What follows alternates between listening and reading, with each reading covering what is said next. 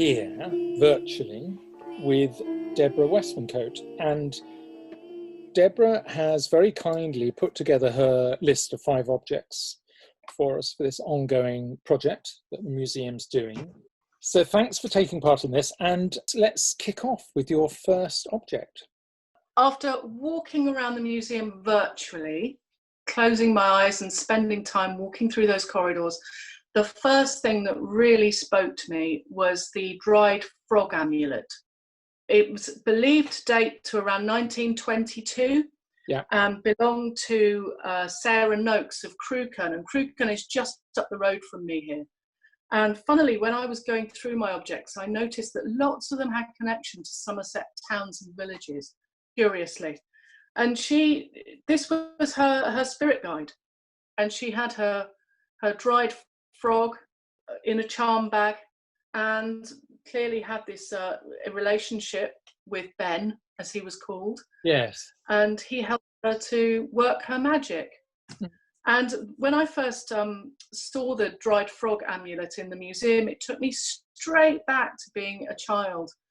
And all the times that I used to walk the lanes around where I lived and find dried toads or dried frogs, and I would always pick them up and take them home. And the only thing I had to preserve them back then was really cheap, clear nail varnish from the local corner shop that stank by heaven.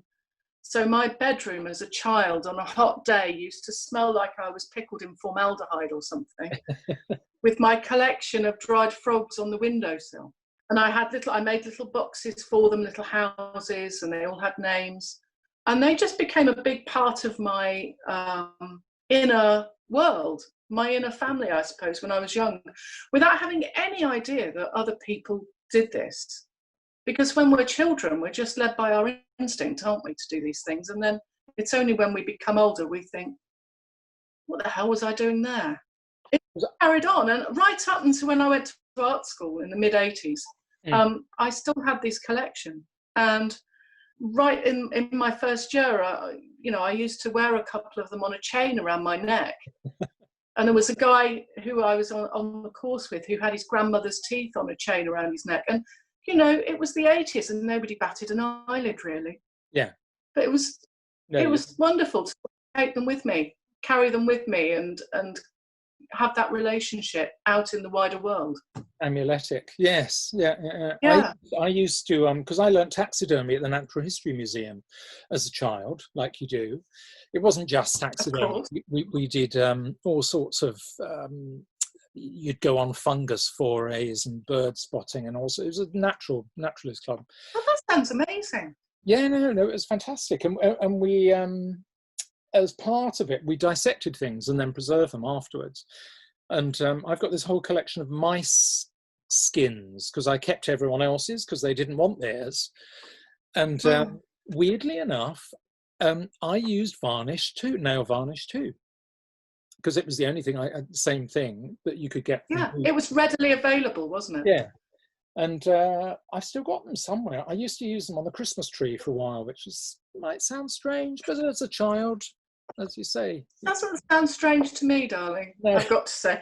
I have my dried frog here with me. Oh, fantastic. So this is my current one. He sits here in the studio. Does he have helps guide proceedings? He does, but I can't tell you what it is. Oh, okay. That's fine. I've got mine somewhere, but I mislaid him. He's hopped off somewhere. I can't quite find it. And what's your second item? I went with the lead heart and breast, which is a folk magic herb section. Yeah. Vaxel area, which was made by a witch known as Singing Sal from Wells.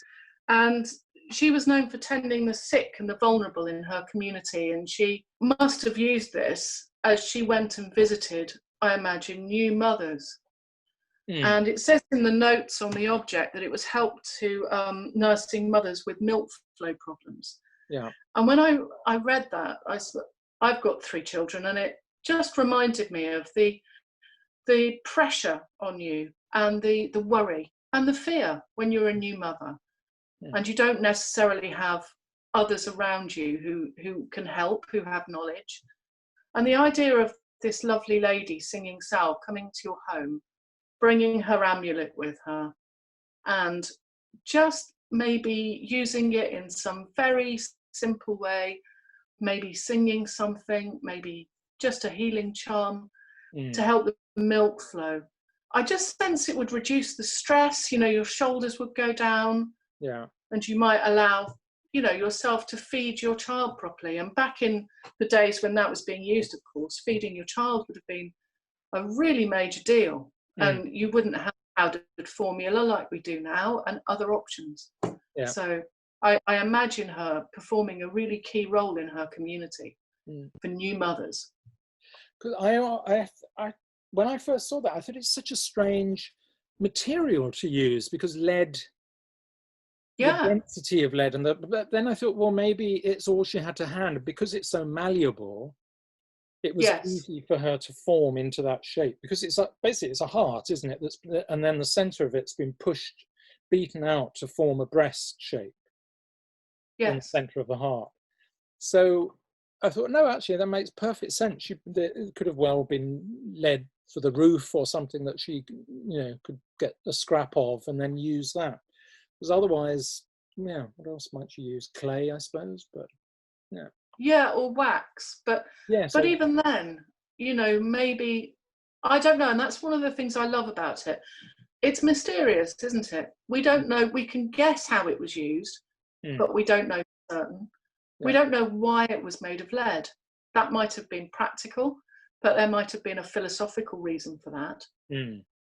I think, like lots of things in the museum, the beauty of that object is the fact that it had a use that we can now no longer fully understand or define. And I adore it for that. So that brings about, so what's your third object?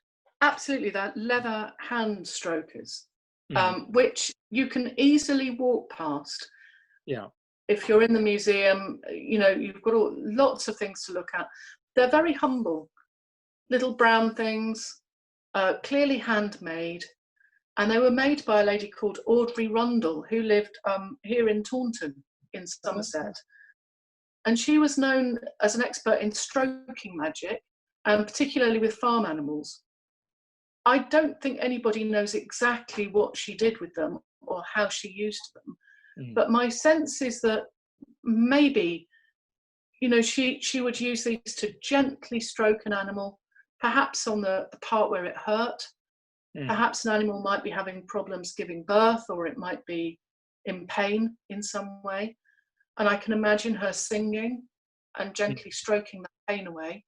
Or likewise, putting some force and effort into it to be able to rid an animal of what's perceived to be a curse or something that needs to be removed from the inside of the animal. They're really, I've never handled them. I've only seen them through the glass. Look quite dry, but I can imagine back when she was using them, I can imagine her oiling them and looking after them. And they're intriguing, aren't they? They clearly have a function, but we don't fully understand how that might have worked. No. I mean, there's several. I can remember reading about Anne Jeffreys, who was a Cornish cunning woman, and she was very adept at stroking magic, but she predominantly worked with other people rather than animals. But it was a very similar process. She would it wasn't detailed as to what she used, but she had some stroker, which probably would have been leather, I imagine, or cloth maybe. But she would there's one thing does actually record where she put some herbs and almost like a poultice into a piece of hessian, or hessian, it was muslin, and would stroke that across the part of the body that was injured or grazed or whatever it was. But stroking magic, it's a lovely method somehow. I think it is, and it feels very natural. And I think I like to think that Audrey, like so many practitioners then and now, today, was perhaps taught how to do something by somebody, but then developed it then took it on and made it her own, and she used her intuition and the practicality of the time she was living in to be able to continue that way of working. I like that very much, and it's something that I think many objects in the museum allude to that. That neatly brings me on to object number 4. The Bezel stone, and I don't even know if I'm pronouncing that correctly. Do you know how one pronounces? I always say Bezel, but okay, I've heard Bezoa. Right. I've got no idea. And I think like it's a word that I read when I was a child, and I'd never heard anybody say it out loud. Yeah, it's a magical antidote to poison, as we know. And I remember reading, I must have been 5 or 6, and it was a book of Arabic folk tales, and the Bezel was mentioned within these folk tales as a very special thing. You know, an animal or a person would die, and you could cut open the carcass, and you would find the Bezel inside, like a pearl in a clam. So the notion that you have this stone growing inside you like a pearl in a shell, and that when you die, you can be cut open, and there is this magical stone inside you that can then be used for magical purposes. I mean, it's extraordinary stuff, isn't it? And I used to hope and dream at the idea of finding a Bezel stone at a jumble sale, or you know, some in the local charity shop or whatever. Clearly I didn't, but when I saw one in the museum, I was just so thrilled. I was so thrilled to actually see the object. Yeah, it's the first time I'd seen it. And you know, they're very humble little things. They're just little brown stones, aren't they? Yeah, but it looks like a pebble almost. Exactly. Yeah, knowing the history of it and the stories surrounding it, and the excitement of reading about it as a child and then seeing it as an adult, it just brought back to me again how the museum is such a repository of curious objects, and that have often previously existed only in the eye of the imagination. And then you can go there, and there it is. It's in a case, you know. And if you ask nicely, you know, sometimes objects can be brought out for research or whatever, and you know, you can actually see these things. I found it very exciting, and it's one of those objects that I still feel I know very little about, but I love the fact that it exists in the world. It's probably the one object that we get asked most by children because of Harry Potter. Really? Because of Harry Potter. Exactly because of that. And they some of them have looked it up online, and if you put that into Google, it comes up as being here. So often the children are, oh, can we see the Bezel stone? Can we see the Bezel stone? And it's probably the most asked for object. And then when they see it, they're like, oh, because it is like a little brown pebble. Last object, yes. Yeah, tell me about that. The knotted Hagstone charm that has been hanging in Sea Witchcraft for years. My husband Nick made it and gave it to Graham, the then owner of the museum. Yeah. But I do know that there have been lots of rainfall, and every time it rains very heavily and the river rises, obviously after the floods, there's always a slight sense of unease that something big might happen again. And it was around one of those winters where there had been lots of rain.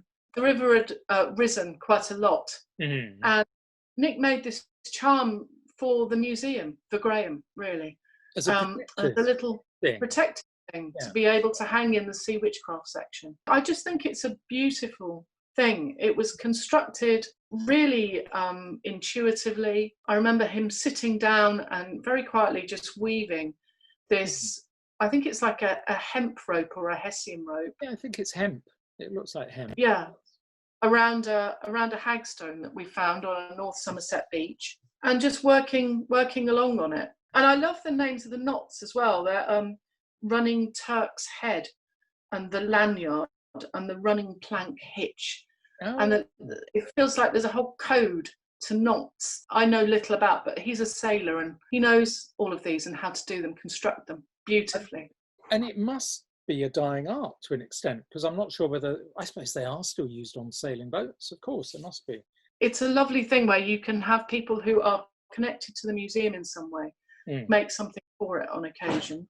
Yeah. The museum's a living thing, isn't it? And those relationships and connections that are formed, I think quite often you'll see objects in the museum where somebody's donated something made or something that they've used for a long time.